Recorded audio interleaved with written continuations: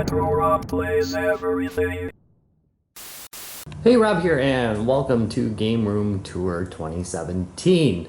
As many of you know, I have moved, and I've kind of split. Well, my game room was always split between two places, but I've moved more of the stuff that I actually use a lot up into the room where I generally record my YouTube videos, as opposed to downstairs where Guys, Games, and Beers recorded. So I'm still setting up Guys, Games, and Beers stuff, so that'll be probably a separate tour, and I'll probably do it on that station. But here is what I have in my game room right now. Of course, there is the Fist of Awesome poster, which I think was downstairs at the last place. Doom here. I know it looks a little weird just sitting there on a wall, but behind it is the hook that I use when I'm green screening, and then there's another hook over there. So the green screen actually hangs between those 2 points when I'm recording. So and then it's easy to hide this way. Up top, you can see just some of my extras, and if we go down here, got the FC88, which has been in a lot of videos. A lot of Xbox games, not the entire collection, but some of the ones I like a little bit better than others. Same goes with PlayStation. There's some more down below that I'm going to show you. Here is my Game Boy stuff. More Game Boy stuff. Up in the top, there is some Vectrex games that I got at MGC. There's some multi-cart stuff, a little bit of GameCube. We do have a GameCube up here too. I got several GameCubes laying around. Some of my Hot Wheels, Atari stuff. Down here we got some Famicom disc games. A little bit of Sega Genesis. Some Sega Saturn over there. And let's see, what else do we got? Some Atari and Arkanoid for the NES. There's one of my super cards. Oh, up top, here is actually my first gaming system right there, the Minivid Breakfree. It's made like in the late 70s, I think. I didn't get it in the late 70s, but that was one of my first game systems. In here I've got a whole bunch of Famicom games. Nothing really super exciting in that. A little bit more of my collection of Sega stuff is in here. A little bit more. This is a multi-cart.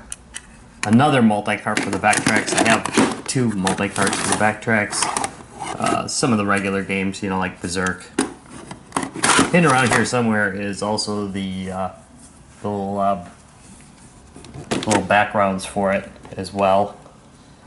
And then over here, I've got my growing collection of ColecoVision stuff. Really like ColecoVision stuff. That's a Coleco multi-cart. Still getting that together. Some of this stuff is for future review too. There's a little bit of Game Boy stuff over here. I've actually got another container that holds the bulk of my Game Boy stuff. If we go down here, in here, wait, look, it's Drunk Hunt. This is actually a flask, which is kind of cool. I like that.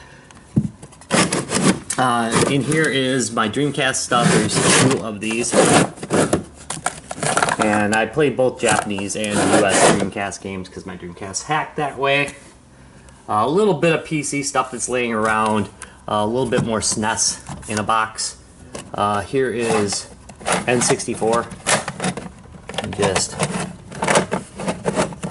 I think I got two start boxes. I don't know, two of several games laying around. I've got to take care of that one of these days and get rid of some of those. I just mixed Famicom and I mixed Famicom or Super Famicom with Super Nintendo because mine runs both, so I don't really worry about it too much. Unfortunately, this Time Crisis over here is not complete. Sad to say. I got so excited. I went to one of my thrift shops and found that, and I was like so excited, and somebody stole the game out of it, which kind of sucks. Back there is more PlayStation 2 stuff. It's a couple deep. And then there is some Wii stuff. That's probably going to go into our bedroom along with the Wii Fit, because I don't really play Wii out here. Just in the bedroom. I play with my Wii. Yep. Alright, so put drug hunt away. Alright, so over here is just that's that new Nest. I was testing it out and it does work, happy to say. Had almost no problems, just had to clean it up a little bit. Still need to clean it. You can see it's pretty dirty. Still need to clean it on the outside, so that's still going on. But I got a bunch of crud lately, so I have not been really taking care of that the way I should. In here, this is my PlayStation collection. And here, I'll turn around a little bit. I've got a few PlayStations. This is my favorite one of them. In this case, I've got two of these cases too, but this one has the screen with it. And I've shown that in a couple of videos too, so there is that. Huge. Well, it's not really huge. I know some people with some bigger collections around, but it's pretty big for how I collect, because I generally don't collect a lot of games. I'll do multi-parts.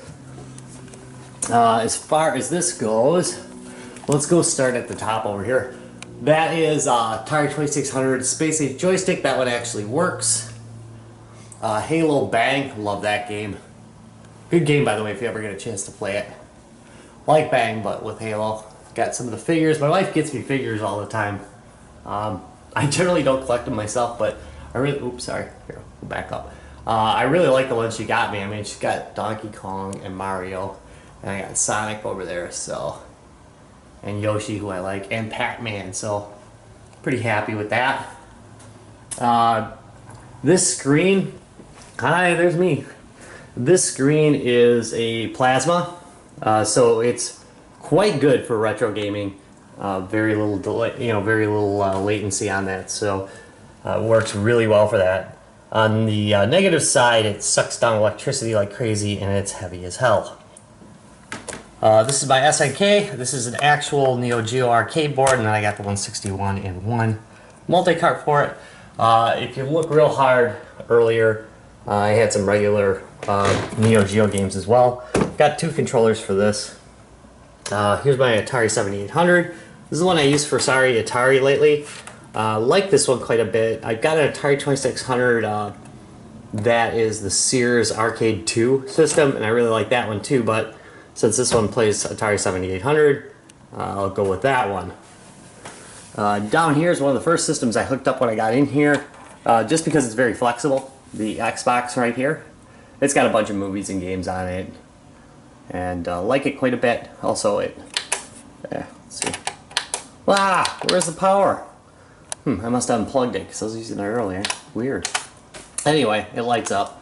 TurboGrafx 16, another one of my favorite ones that didn't really spend a lot of time out on the floor, and now does. ColecoVision, love that machine. I've also got, I think I've mentioned it like a dozen times before, but I've got one of those rip-off versions of the ColecoVision, and I like that quite a bit as well, but it tends to break down a little bit.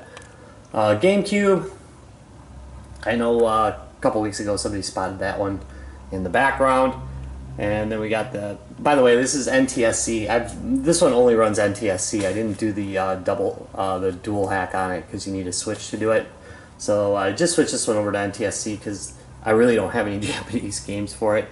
Pikachu N64, that one does US and Japanese games. Famicom, kind of the same way, but I didn't do like the face hack. What I did is I've got an adapter somewhere around here that I show in a video, and then I just pop the adapter in, and then I can play NTSC games. Well, I shouldn't say that because they're all NTSC games, but I can play US games. Next, there is the Famicom, and that one has no tricks other than this lovely little adapter in it, and that allows me to play NES games on it. Don't need to anymore because I've got that Nintendo down there. Sega Master System, not hooked up yet, but pretty darn cool. And then we've got the Sega CD with 32X, if you look right up there, and that 32X does work. I really like the program pad too. It's one of my favorite controllers for the Genesis. So you actually don't see a real Genesis controller around, but there's one tucked behind it. in case somebody prefers. Sega Saturn, I actually play this quite a bit. Love Bubble Bobble, and it has one of the best damn versions of Bubble Bobble ever on it. Finally, this is my Sega Dreamcast Hello Kitty. Now, this one is region unlocked. It's got a Unibios in it, so you don't call it Unibios on this one. You call it that on the other one. But anyway, it's region unlocked. It also has a custom blue light on it. Don't get all freaky about that. This is actually a completely fake well, not fake, but this isn't the original bottom half for it. I do have the original bottom half around. I like showing it off at shows, but it's a lot of mileage when you bring it to a show and use the original guts and want people to play it. So I actually keep the original guts in storage so that they don't get worn out, and then I can just replace them if I ever want to get rid of it, although I'm probably never going to get rid of it, and I'm trying to keep it really clean. So I keep the original joystick or the original controller in the background, and then I let people play with whatever other controller I have. And if you look into the back, it's hooked into a retro bit that's for VGA output, and furthermore it's scaled again with a VGA to HDMI.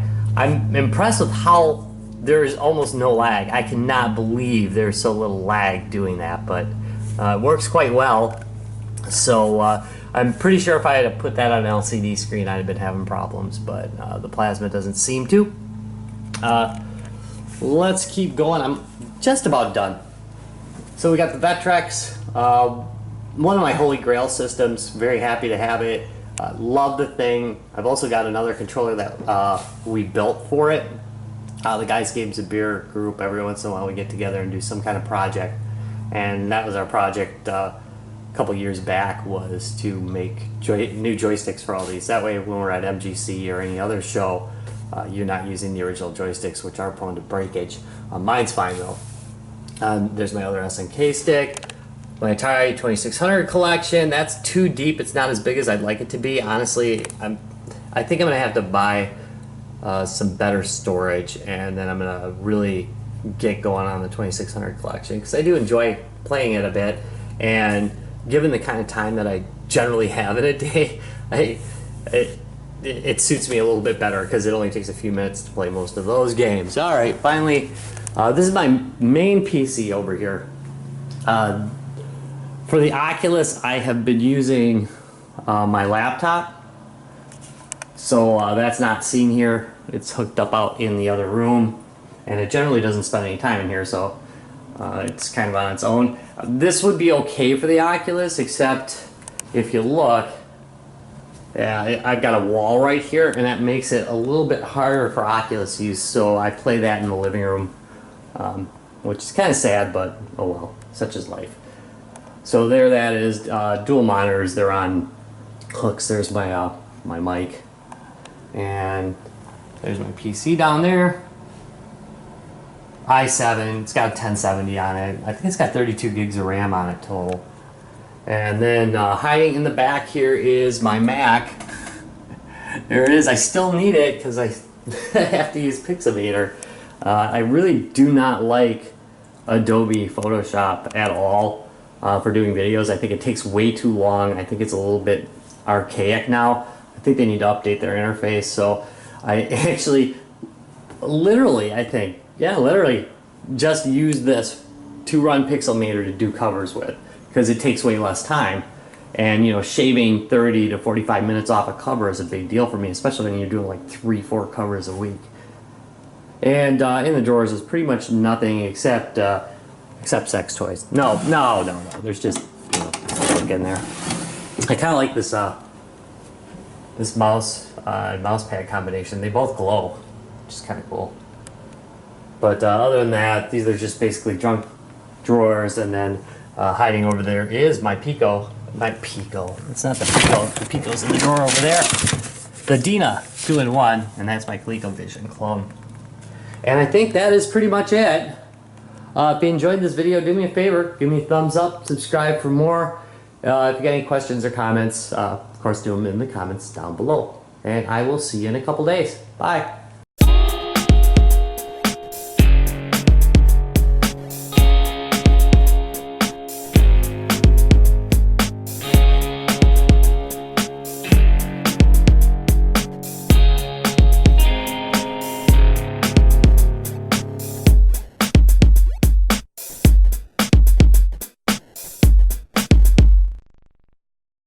Pro Rob's gaming videos.